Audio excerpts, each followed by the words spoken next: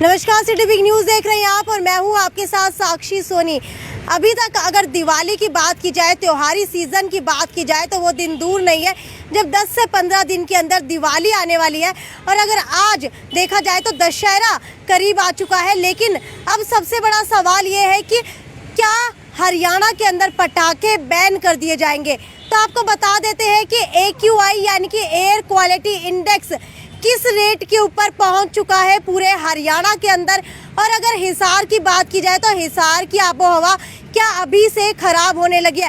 तो मौसम विभाग ने चेतावनी जारी कर दिया कि 17 से 18 अक्टूबर से दोबारा से ठंड बढ़ना शुरू हो जाएगी और इसी के साथ जैसे जैसे ठंड बढ़ने लगेगी वैसे वैसे प्रदूषण का लेवल भी बढ़ने लगेगा।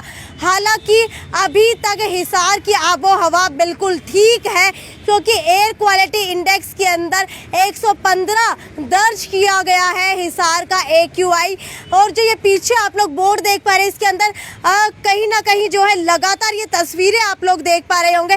लेकिन अब सबसे बड़ी बात यह है कि प्रशासनिक लापरवाही के चलते औद्योगिक नगरी की आबोहवा तेजी से खराब होती जा रही है।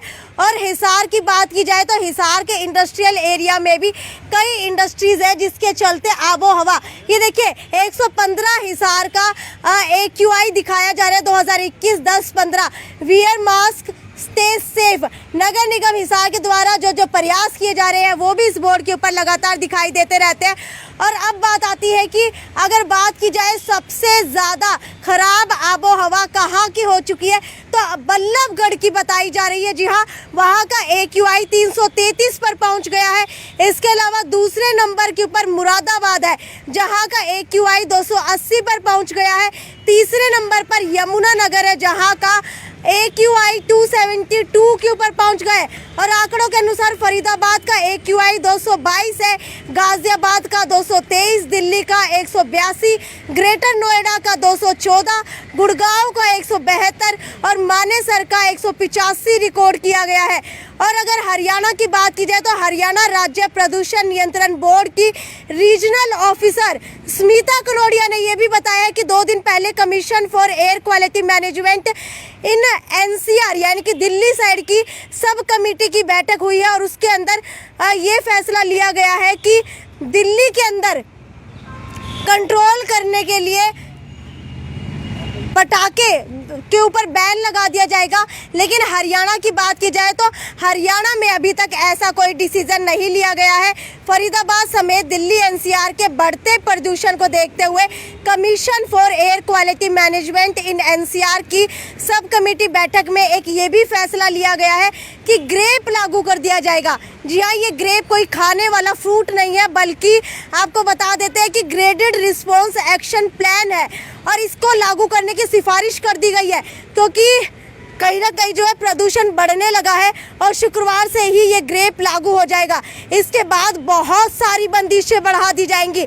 ग्रेप लागू करने के लिए सरकारी विभागों की जिम्मेदारी भी तय कर दी जाएगी। और आपको ये भी बता देती हूँ कि इसके बाद जो है पटाखों के ऊपर, जी हाँ, त्योहारी सीजन के अंदर पटाखों के ऊपर सबसे ज़्यादा असर पड़ने वाला है। पीछे आप लोग वाहन देख पा रहे होंगे, जो पहले वाहन 2005 से पहले के थे जो प्रदूषण ज़्यादा करते थे उनको बैन कर दिया गया था। लेकिन फिर सरकार की तरफ से बोला गया कि उन वाहनों को बैन नहीं किया जाएगा जो 2005 से पहले के हैं, अगर उनका पोल्यूशन लेवल ठीक है।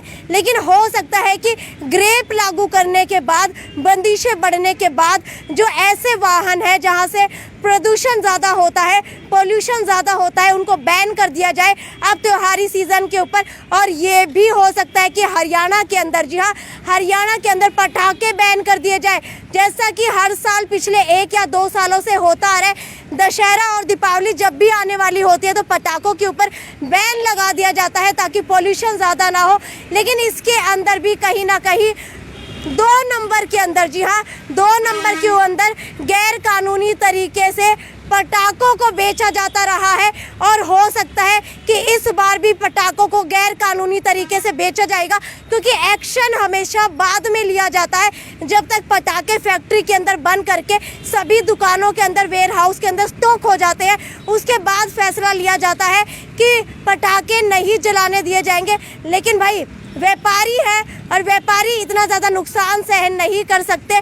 या तो सरकार पहले ही पटाखों के ऊपर पाबंदी लगा दे ताकि AQI भी ख़राब ना हो और पटाखे जलाने से पहले ही पटाखे बने ही ना। लेकिन जब पटाखे बन जाते हैं उसके बाद वेयर हाउस के अंदर स्टॉक किया जाता है और उसके बाद बैन लगाया जाता है, तो वो 2 नंबर के अंदर गैर कानूनी तरीके से बेचे जाते हैं और शायद इस बार भी ऐसा ही होगा। खैर AQI इंडेक्स जो है हिसार का 115 है जो कि नॉर्मल है, लेकिन जैसे ही 17-18 तारीख से सर्दी बढ़नी शुरू होगी वैसे ही प्रदूषण भी साथ साथ बढ़ता रहेगा और AQI इंडेक्स और आबो हवा जो है हिसार की वो भी कुछ आने वाले दिनों के अंदर ख़राब होने के आसार जो है बन सकते हैं, क्योंकि पिछली बार भी ऐसा ही हुआ था। लेकिन भाई लोग मानते कहाँ हैं दिवाली को बिना पटाखे जलाए हुए। जब तक वो पटाखे नहीं जलाते तब तक उनकी दिवाली पूरी नहीं होती है। तो इस बार हम सिटी वीक न्यूज़ आपसे गुजारिश करना चाहेगा कि अपने शहर की आबो हवा को ख़राब ना किया जाए और पटाखे इस बार कम से कम जलाए जाए। खैर ये तो यहीं तक की रिपोर्ट थी। आगे भी आपको इसी तरीके से अपडेट देती रहूँगी। तब तक ज़्यादा से ज़्यादा शेयर करते रहिए। नमस्कार।